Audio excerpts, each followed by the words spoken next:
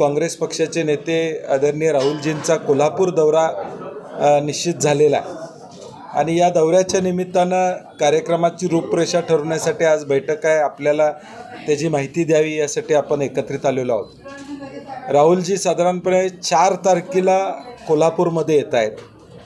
4 तारखेला संध्याकाळी कसबा बावडा भगवा चौक येथे छत्रपती शिवाजी महाराजांच्या मूर्तीचं अनावरण 6 वाजता संध्याकाळी होईल।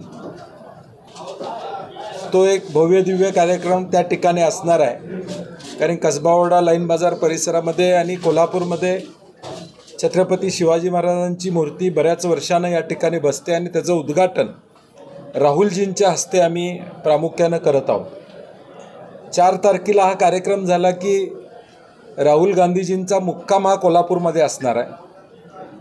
5 तारखेला सकाळी शाहू समाधीस्थळला 15-20 मिनटं अभिवादन करून तिथं थोडा वेळ ते थांबणार आहेत आणि तिथं काही कार्यक्रम असणार आहे साधारणपणे।